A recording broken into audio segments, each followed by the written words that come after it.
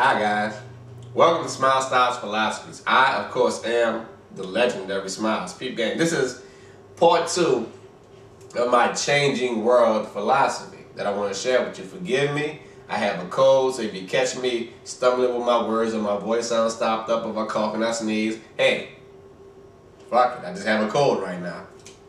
Peep Gang. This one is about homosexual marriage.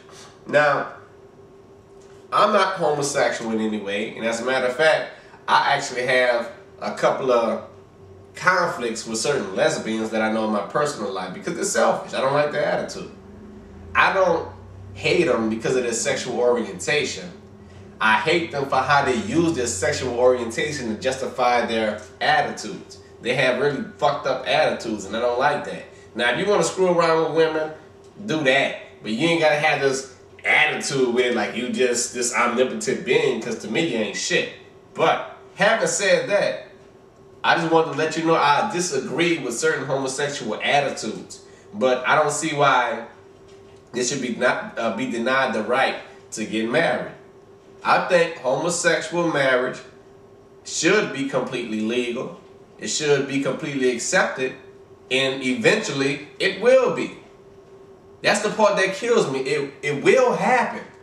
Homosexual marriage will become legal in all 50 states. So why are we trying to stop it now? Look at history. Eventually it's going to happen. They're going to protest, just like black people did, just like women did. They're going to have marches, parades, and rallies. And eventually human demand is going to have to be met, and the world will change, and homosexual marriage will be legal. It always happens. Look at your history. It always happens, so stop trying to stop it. Let these people be allowed to get married. Now, they're trying to hit me with reasons why they shouldn't get married.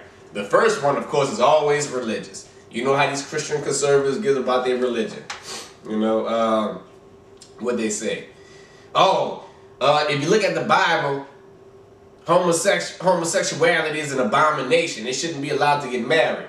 Uh-oh, here's what happens. We stay in the United States of America where people have freedom of religion. You cannot force your religious beliefs on other people who do not share them. That is unethical and it's unconstitutional.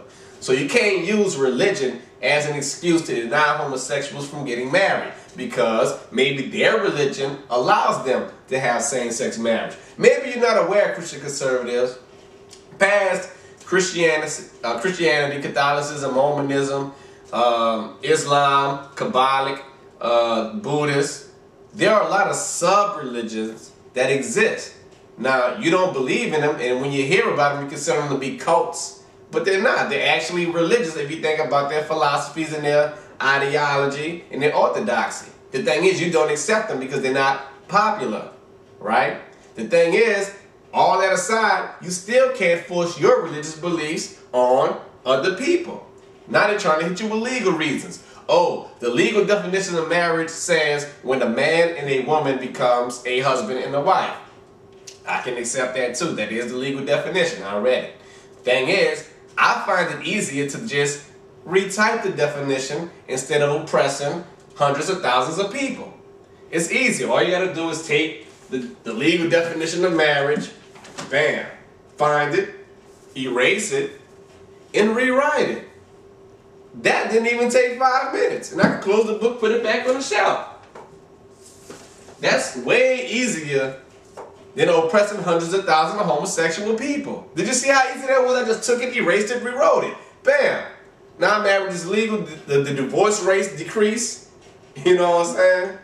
Then they try to hit you with like reasons about fertilization, like homosexual marriage doesn't help with procreation because they're not allowed to, they don't have the capabilities to reproduce. Granted that, yes, you're right.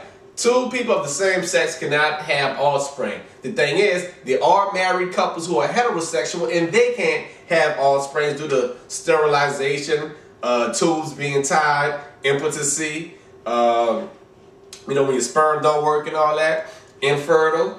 You know, they have married couples like that, but it's completely legal for them to get married, right? Now they're trying to say, Bill O'Reilly said this, well, if we allow gay marriage, then that means we're going to have to allow polygamy. You're fucking right. Why not? Mormonisms believe in polygamy. That's their religious beliefs, right? Let's allow it. Let's allow it. What's the harm in having people who decide, hey, let's all 5 of us get married? I don't see nothing wrong with it. It doesn't bother me. If you don't believe in it, you just don't do it.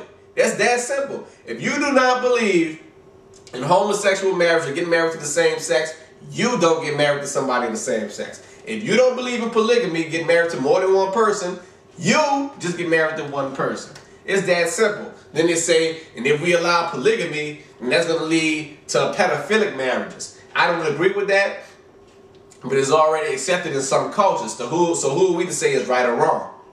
Right? I don't believe in anybody getting married or having sex with somebody under a certain age, but it is acceptable in some cultures. So it's not our right to say whether it's right or wrong. Some cultures look at us stupid, like, wait, you can't marry a 15-year-old girl? And we're like, no. And they look at us like we stupid. Then they say if we do that, then it's going to have bestiality marriage, where people are going to marry their pets and animals. I disagree with that too, but it is acceptable in some religious cultures.